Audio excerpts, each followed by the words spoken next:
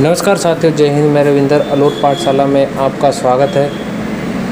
देखिए, मैं आपको बता दूं कि राजस्थान के अंदर जो संविदा कर्मचारी परमानेंट की खबर को लेकर एक बहुत ही बड़ी अपडेट है, जिसमें मैं आपको बताऊंगा कि कब तक आपको परमानेंट कर दिया जाएगा और कितनों की सूची जो है जारी की जाएगी। इससे पहले मैं आपको बता दूं कि अशोक गहलोत जी की सरकार के समय 1,10,000 संविदा कर्मियों को परमानेंट कही जाने की बातें की थी, लेकिन 3 से 4 विभाग ऐसे हैं जिसमें 12 से 54 अभ्यर्थियों की सूची जारी की गई थी, लेकिन उसको खारिज कर दिया गया था।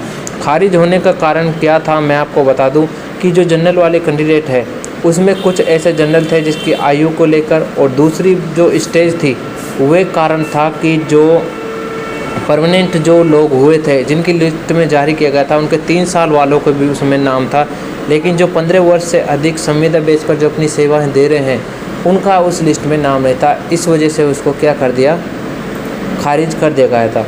लेकिन मैं आपको अब स्टेप बाय स्टेप बताऊंगा कि जो संविदा कर्मी भर्ती है इसमें जो अभिवृद्धि हुई है और सरकार ने जो नियमों में बदलाव किए हैं वे क्या हैं और कौन कौन से संविदा कर्मी हटेंगे या नहीं हटेंगे, सारी चर्चा हम इस वीडियो के अंदर करने वाले हैं। तो आपको वीडियो के लास्ट तक, अंत तक बने रहना है ताकि आपको कुछ नॉलेज मिल सके और आप इन वीडियो को आगे भी अपने दोस्तों में शेयर करें ताकि उनको भी पता लगे। देखिए, सब जयपुर से ये न्यूज़ है कि जो भजनलाल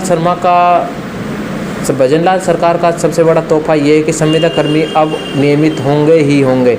प्रदेश में मनरेगा में संविदा पर लगे कार्मिकों को नियमित करने की कवायद और राज्य सरकार ने शुरू कर दी गई है। ये बात है 1 अगस्त 2024 की।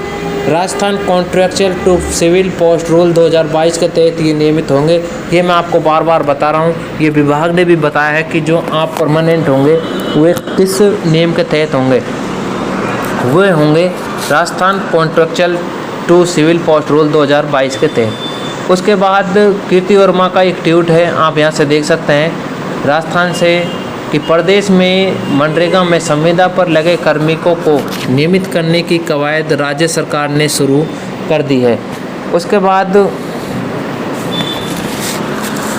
ग्रामीण विकास और पंचायत राज विभाग ने सभी जिला कलेक्टरों को निर्देश देते हुए Rajasthan contractual to civil post rule 2022 के तहत जो है सर्जित कितने 4,966 पदों का कार्मिकों को नियमित करने को कहा है।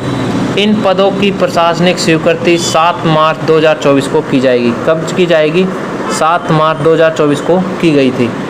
उसके बाद फिलहाल 9 साल या उससे अधिक का जिनको कार्यानुभव रखने वाले यानी कि संविदा कर्मियों को ही नियमितीकरण का लाभ मिलेगा।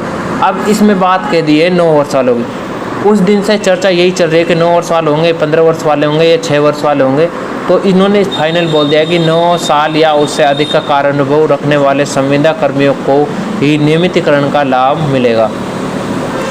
लगभग 2000 संविदा कर्मी ही ऐसे हैं जो इस दायरे में आ रहे हैं। कितने? राजस्थान के अंदर ऐसे 2000 है। तो आपको पता है कि इनकी संख्या कुछ ज़्यादा है नहीं, तो आराम से हो सकते हैं अगर 9 साल की बात हो रही है तो। मनरेगा में कनिष्ठ तकनीकी सहायक, लेखा सहायक और सहायक कार्यक्रम अधिकारी और कोऑर्डिनेटर, ग्राम रोजगार सहायक, डेटा एंट्री ऑपरेटर सहित कई पदों पर 3200 के लगभग काम कर रहे हैं। यानी कि इन सब की बात करें तो कितने कर रहे हैं? 3200 के लगभग कार्य कर रहे हैं। लेकिन 9 वर्ष से ज़्यादा का जिनको कार्यानुभव है वे ऐसे कैंडिडेटों की संख्या है 2000। कितनी है? 2000 है। इनमें से जो शेष कार्मिक ऐसे हैं जो 9 साल का कार्यानुभव के दायरे में नहीं आते हैं। कितने हैं? 2000 के बाद। यानी कि हम देख सकते हैं कि 1200 कैंडिडेट ऐसे हैं जो 9 साल के जो कार्यानुभव है इसके दायरे में नहीं आते। अब देखिए, जिला कमेटी और राजस्थान कमेटी करेगी जांच, और वो जांच के स्तर पर मैं आपको बता दूं कि कौन करेगा, कि जिला जो स्तरीय है कमेटी संविदा कार्मिकों की पात्रता और दस्तावेजों का सत्यापन करेगी सबसे पहले। उसके बाद ही उनको नियमितीकरण का दर्जा दिया जाएगा।